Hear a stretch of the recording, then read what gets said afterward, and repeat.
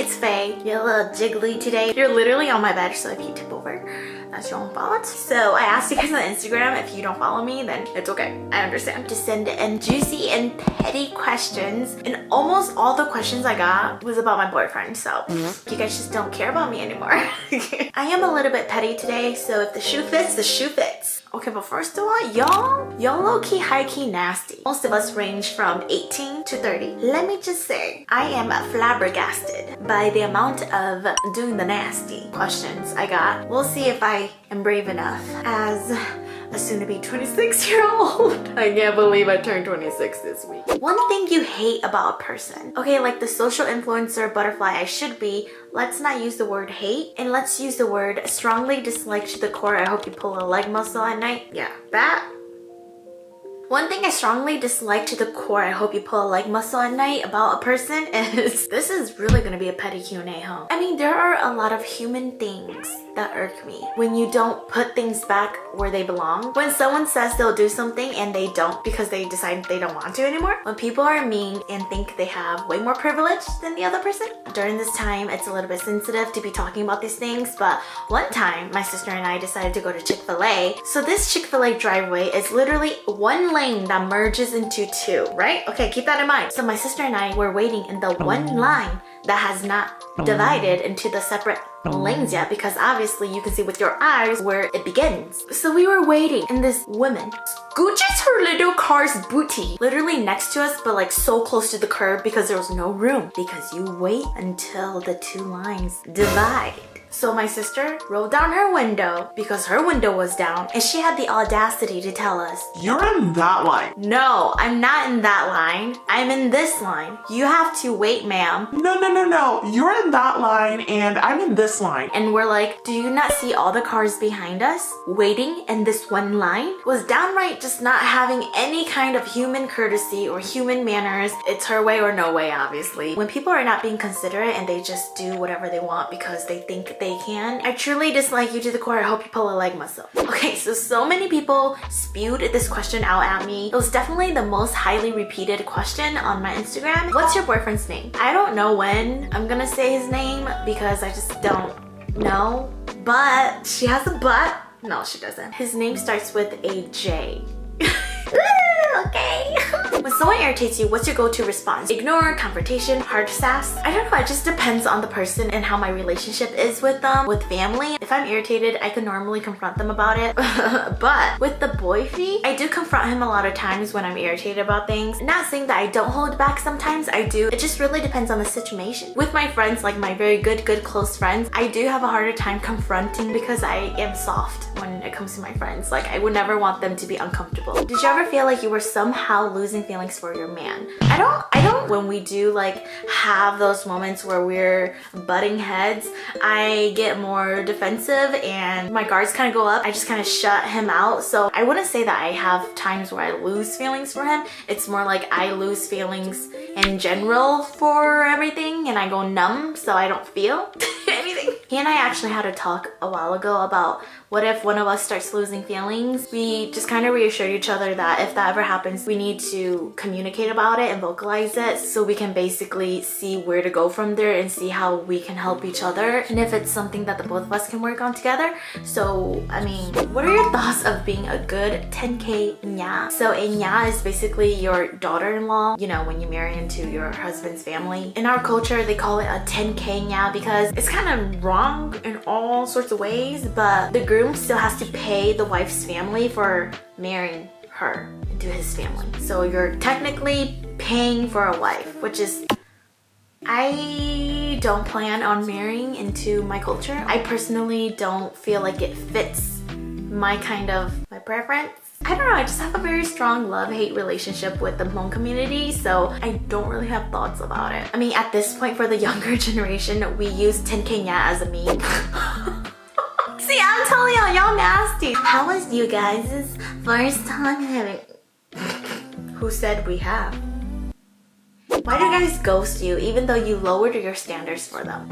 Mic drop. I think guys ghost because they're afraid of commitment. I don't know actually, but I feel you. When you lower your standards for them, like excuse me. Dude, I did get ghosted one time and that was on me being dumb. This guy and I had such an amazing date and we connected so very much, so I thought. And then when they kind of just stopped responding to you all of a sudden after meeting each other, okay. But honestly, I really liked him only because of his style. I don't know why, but guys who can dress well, like very straight, athletic, it's just wow, I like the view. But I don't know, in my situation that the guy ghosted me, it was because he was afraid of commitment, which was weird because he talked about commitment and he initiated the talk about commitment and he kept making sure that I wouldn't talk to other people and just him, and then ghosted. It really does suck though because you feel like something's wrong with you and that's why you were rejected or ghosted. Honestly, don't waste your time. It's not worth it. You're perfect the way you are and thank goodness he ghosted you anyways because you do not want to settle for less. Never settle for less. And that's an exclamation point. Okay, so this question I see as well so much. Are you ever petty to your boyfriend when he makes you mad? If so, how? We all know by now that I'm queen of being petty. Been working on it, been doing better than how I used to be. Sometimes I'm petty about it by, it's fine. It's all good, bro. What was the longest grudge that you ever held on to? When my ex-best friend and I had a fallout, the grudge I held against her was held for a very long time, and I'm sure it was the same the other way around as well. I think for 4 years throughout my university days, but finally I was focusing all my energy on me, my life, my career choice, and just manifesting positive energy into my life without any concerns of her. I felt like that grudge was finally diminished, and I hope nothing but the best for her because she came into my life to teach me a lesson, and that's how I want to see the situation. Do you feel burned out on YouTube and stuck? I feel like recently YouTube has been very sensitive. Honestly, you have your good days and then you have your bad days. Sometimes I feel like I'm on a roll and then sometimes I lay in bed and cry over what to film next because I feel like I've been doing this for so long and I'm running out of ideas and I just don't want to disappoint you guys. So I think that pressure makes it very difficult for me to feel like I'm not stuck. When was your first kiss and how did it happen? P.S. Love you so much. Linda, I love you too. You know, some of us just have stories that we love to block out of our memory and pretend it never happened. Well, I blocked out my first kiss for the longest time. It was with a guy who was way too old for me in front of our school. After school, he was super tall. When I thought it was just a hug and I looked up and turned into a kiss. I feel like if I ever run into this person, I would just crumble. The gods above, please don't let this ever happen to me.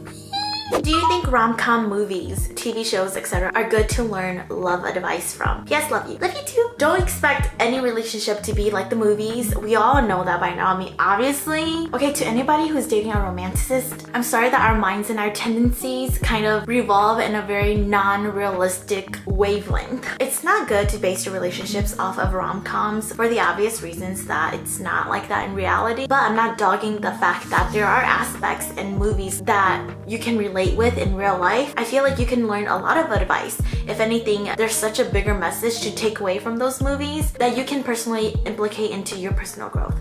But that's just how I feel about it. Do you ever get under boob sweat?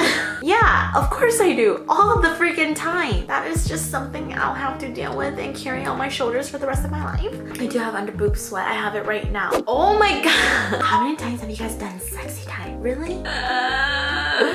Who said we have? Do you get jealous when your man looks at another girl while you guys are together? If my guy looks at a different girl, I'm not necessarily jealous over that girl. I'm just annoyed at the guy. But it really depends on what the intentions are because sometimes I look at guys just naturally, like normally, without having that intention of checking out a guy. Same goes towards him. If his intentions are wrong, then that's an issue. I would be so petty and be like, go talk to her.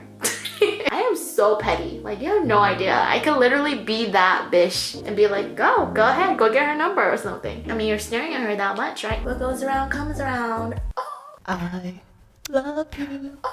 And I need you. And the last question I'm gonna answer is, are you cool with your ex-boyfriend? I don't know. Am I? Ever since our breakup, we never really talked. I wouldn't say that we're cool, but I wouldn't say that we're uncool. I was sitting on the couch yesterday and somehow this boned butt opened up his contact in my phone and I was kind of shocked that I still had his number and I was just like, And I finally had a thought, how is he doing?